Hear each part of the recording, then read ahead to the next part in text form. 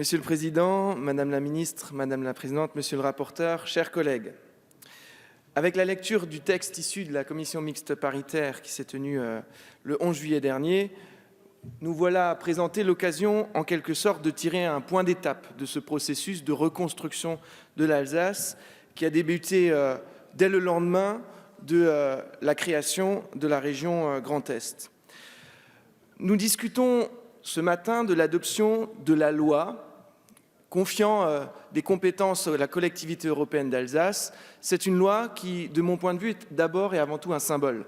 L'exigence d'une loi elle-même était un symbole pour les Alsaciens et pour les exécutifs locaux.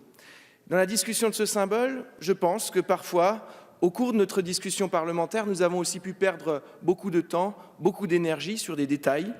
Je pense à la nomination, par exemple, et que nous avons parfois fait primer la forme sur le fond.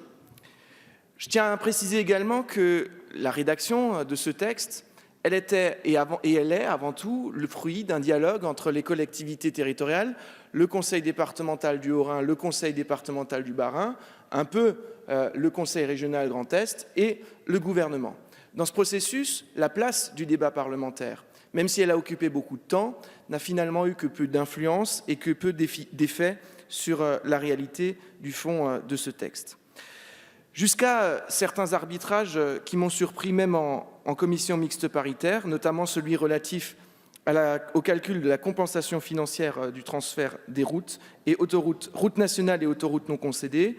Je ne comprends pas pourquoi, à la fin, on a encore voulu ajuster en défaveur de la future collectivité alsacienne un certain nombre de calculs ou de règles de calcul. J'en conclus, vu les mesures adoptées, que finalement la collectivité européenne d'Alsace n'a de particulier d'abord que son nom, mais pour tout le reste, elle répond à des règles habituelles qui sont celles du dialogue entre l'État et les collectivités, notamment en matière de transfert de compétences.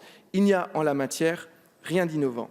L'essentiel est néanmoins sauf. L'essentiel, c'était de redonner à l'Alsace une incarnation institutionnelle. C'était de redonner à l'Alsace une représentation politique, pour que l'Alsace puisse se vivre, pour que l'Alsace puisse exister politiquement, pour que les Alsaciens puissent se sentir représentés et aient envie de contribuer, de participer et d'être des citoyens dans la construction d'un projet collectif, d'un projet alsacien. C'est pour cela que nous voterons ce texte issu de la CMP, que nous voterons ce texte dans lequel nous avons pris une part raisonnable et une posture raisonnable dans la discussion, et que nous ferons tout pour que cette coquille, cet outil, progressivement, devienne un vrai outil au service des Alsaciens, fort et engagé. Le plus dur est à venir. Aujourd'hui, nous actons du symbole. Nous votons une loi. Le plus dur reste à venir.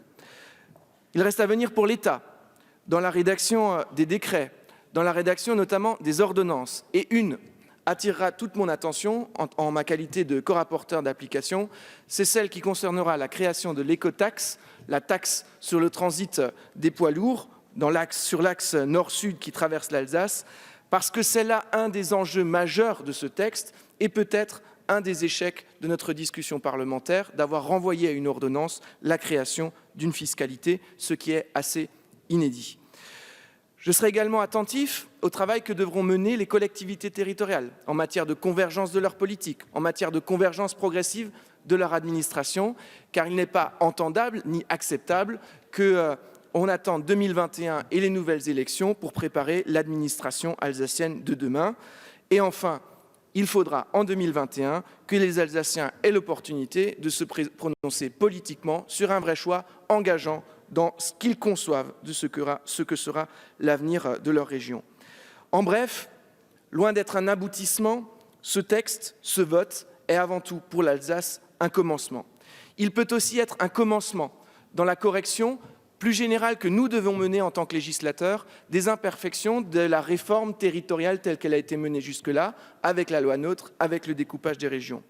On entend parler de propositions qui viendraient à notre ordre du jour d'ici le mois de septembre, de créer une possibilité pour les EPCI XXL, devenus trop grands, d'une possibilité de scission.